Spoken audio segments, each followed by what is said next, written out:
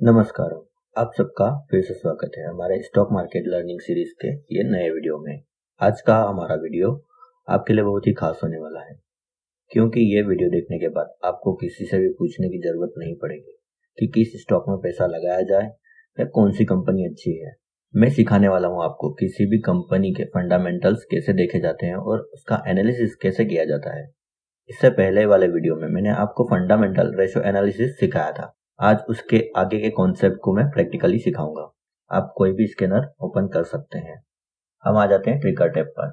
इसमें कोई भी कंपनी सिलेक्ट करेंगे जिसका हम एनालिसिस करना चाहते हैं।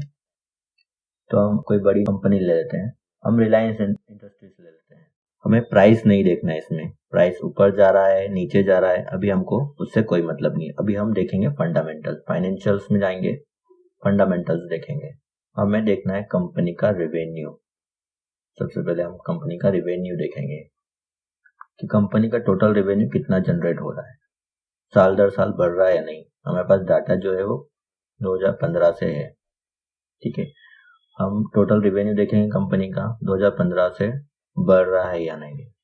आप देखिए 2015, 2016 में थोड़ा कम हुआ है, फिर बढ़ा है। 2018 में अच्छा परफॉर्म किया है, 2019 में भी बढ़ा है, 2020, 21 में थोड़ा कम हुआ है 20 के कंपेरिजन में, और 2022 में अच्छा किया है, और 2023 में आप देख सकते हैं, और अभी का जो करंट चल रहा है। तो ओवरऑल हम देखेंगे रिवेन्यू काफी अच्छा जनरेट हो रहा है इसमें। इसके बाद आता है अपना PBT, price before income and tax. ये भी आप देख सकते हैं ईयर ऑन ईयर आपका बढ़ते जा रहा है या नहीं है, इसकी परफॉर्मेंस आप चेक कर सकते हैं।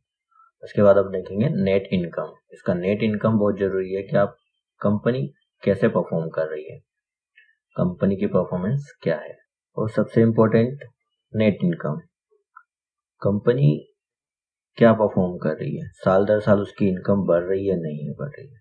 हमें सबसे पहले ये देखना है उसे प्रॉफिट हो रहा है नहीं, कंपनी प्रॉफिट में है या नहीं, ये हमारे लिए जानना बहुत जरूरी है। पता चले कंपनी को प्रॉफिट ही नहीं हो रहा है, वो अपना इन्वेस्टर्स का पैसा यूज कर रही है, तो हमें ये देखना है साल दर साल अभी कंपनी चल रही 2020, 2021, 2022, 2023, इसका साल दर साल बढ़ते जा रहा है। ये अभी का करंट मतलब कंपनी का इनकम काफी अच्छा जनरेट कर रही है। चलो ये 2 पॉइंट्स तो हो गए जो हमें सही दिखा रहा है, कंपनी ग्रीन फ्लैग दिखा रहा है।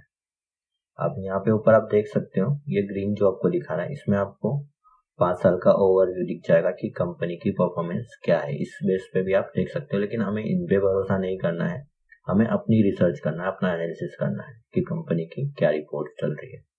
उसके बाद अब आ जाते हैं बैलेंस शीट। हम देखते हैं कंपनी के पास कितनी असेट्स है और उसकी लायबिलिटीज कितनी है, उसने उधार कितना ले रखा है मार्केट से, मार्केट और कंपनी को देना कितना है मार्केट में।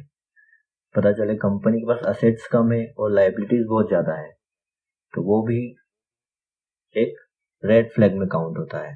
तो हम देखते हैं कंपनी की टोटल असेट्स कितनी है, 16,05,000, ये करोड़ में है। और लायबिलिटीज हम देखेंगे, लायबिलिटीज 7,77,000, मतलब ऑलमोस्ट डबल है असेट्स लायबिलिटीज से। असेट्स आपकी डबल हो जाती है लायबिलिटीज से, तो ये काफी अच्छा साइन है, हम इसको भी ग्रीन फ्लैग में काउंट करेंगे।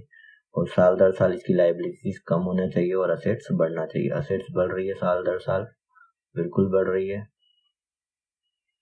ठीक है, साल दर साल इसकी असेट्स बढ़ते जा रही है।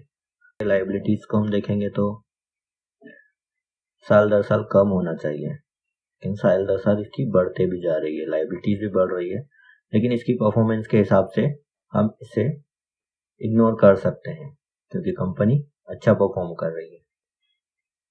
यहाँ तक तो हमें कंपनी का ग्रीन फ्लैग देखने को मिल रहा है, और यहाँ पर आप देख सकते हैं यहाँ भी ग्रीन दिखा रहा है, 5 ईयर्स की जो रेशियो दिखा रहा है इसके हिसाब से। अब हम देखेंगे कैश फ्लो, कंपनी के पास कैश कितना है, कंपनी परफॉर्म क्या कर रही है, उसके पास कैश कितना है।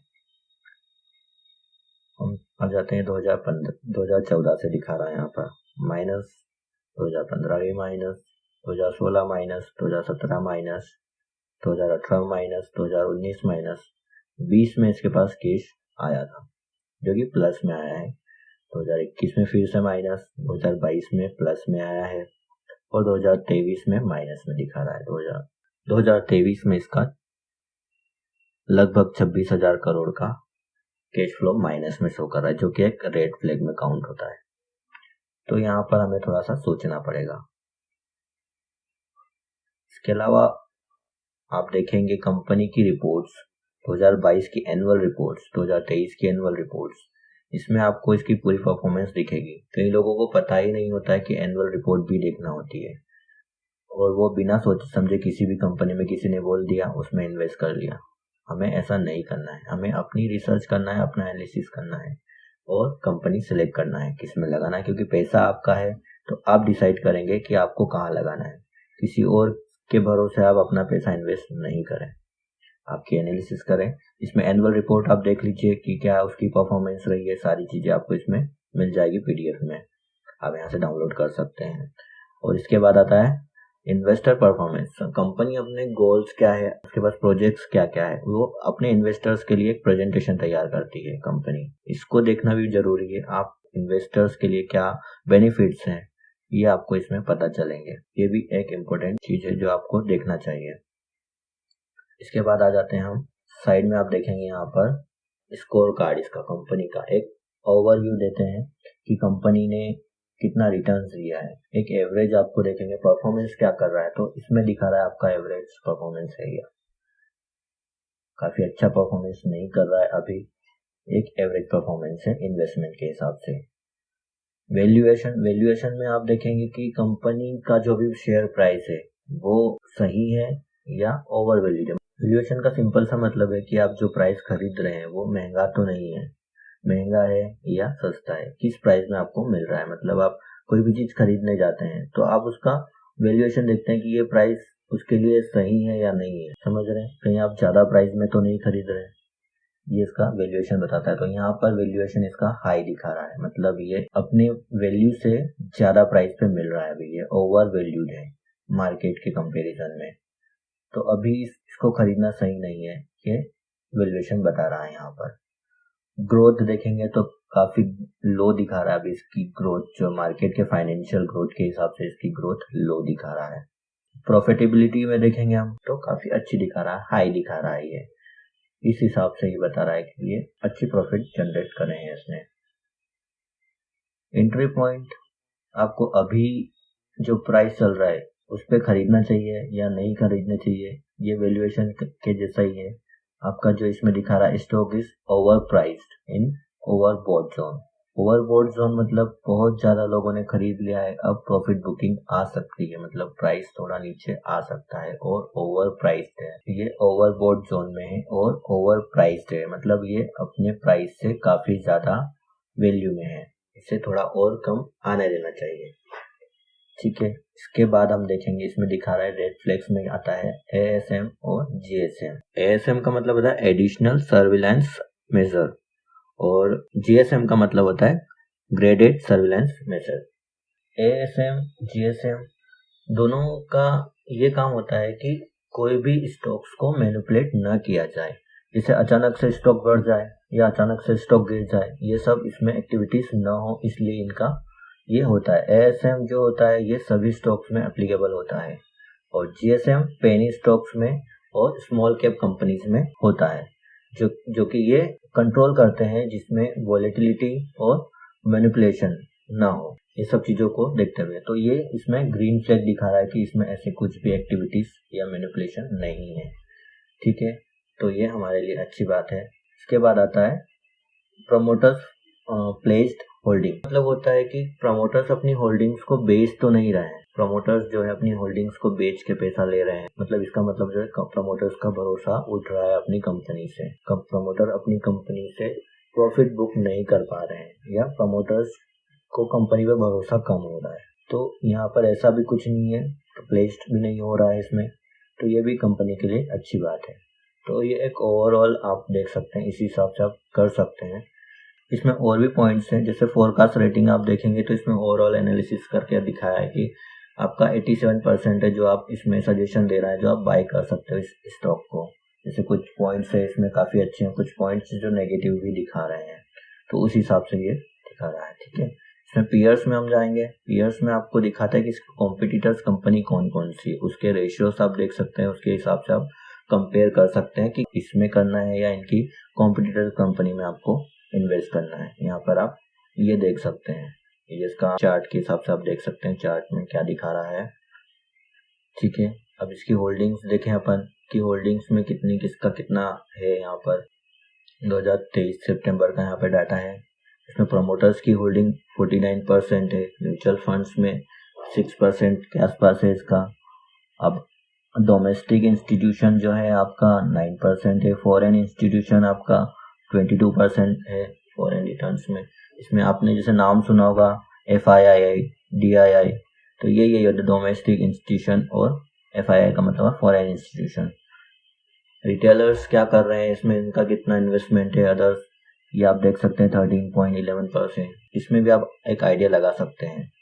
ठीक है, आप इसमें देख सकते हैं म्यूचुअल फंड्स में कौन कौन से हैं इसमें और किसका कितना इसमें इन्वेस्टमेंट है। बाकी इसमें कुछ जो है प्रो वर्जन में डिटेल्स है ज़्यादा, लेकिन मुझे नहीं लगता कि आपको उतनी ज़रूरत होनी चाहिए क्योंकि बेसिक डिटेल्स आपको इसमें मिल जाती है।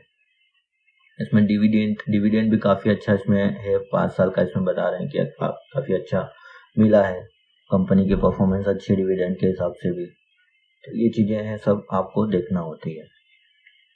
अब मैंने जैसे आपको बोला था कि अभी आपको प्राइस देखने की ज़रूरत नहीं है, लास्ट में हम प्राइस देखेंगे, प्राइस चार्ट देखेंगे इसका कि कंपनी की परफॉर्मेंस क्या चल रही है साल दर साल। 4 से 5 साल का देखते हैं मैक्सिमम, 5 साल का, 10 साल का देख सकते हैं। 2020 से हम देख लेते हैं तो 1000 का इसमें प्राइस वैल्यू थी, 1000 के आसपास इसकी प्राइस वैल्यू थी, जो कि आज बढ़ के 2700 रुपये हो गई है। ऑलमोस्ट डबल से ज़्यादा है आपका ये रिटर्न इसमें पिछले 10-12 सालों में। तो काफ़ी अच्छा परफॉर्म कर रही है। हमें लॉन्ग टर्म इन्वेस्टमेंट हमेशा लॉन्ग टर्म के लिए हम देखते हैं, तो हम लॉन्ग टर्म में ही देखेंगे।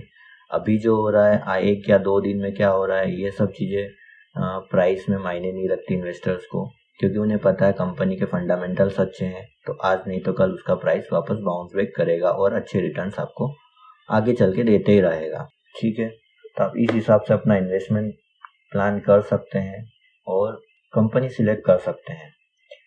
आपने इन्वेस्टमेंट प्लान तो कर लिया, लेकिन आप इन्वेस्टमेंट करेंगे कहाँ पर, उसके लिए आपको एक डीमेट अकाउंट की ज़रूरत होती है। अपने डिस्क्रिप्शन में आपको लिंक दे दूंगा, उसके थ्रू आप अपना अकाउंट ओपन करवा सकते हैं, जो कि फ्री ऑफ कॉस्ट है, अभी ऑफर है, आप बिल्कुल ओपन करवाइए, आपको कोई चार्ज नहीं लगेगा। एनुअल मेंटेनेंस चार्ज भी अभी ऑफर में ऑफ दिया गया है, उसमें भी आपको एनुअल मेंटेनेंस चार्ज भी नहीं लगेगा, मतलब आपको टोटली फ्री आपको अकाउंट ओपन हो जाएगा। तो लिंक पे क्लिक करिए, अकाउंट ओपन करिए और अपना इन्वेस्टमेंट जर्नी शुरू करिए। इसके रिलेटेड और भी कोई जानकारी चाहिए आपको तो प्लीज़ कमेंट बॉक्स में मुझे बताइए, तो नेक्स्ट वीडियो में हम वो कवर करेंगे। ठीक है, अभी फंडामेंटल एनालिसिस चल रहा है, इसके अलावा और भी कोई चीज़ें हैं जो मैं आपको बताऊंगा नेक्स्ट वीडियो में। ठीक है, तो बने रहिए। अगर आपने अभी तक सब्सक्राइब नहीं किया है तो कर लीजिए, ताकि आने वाली वीडियोस आपसे मिस ना हो। तो चलिए मिलते हैं नेक्स्ट वीडियो में। जय हिंद, जय भारत, थैंक यू।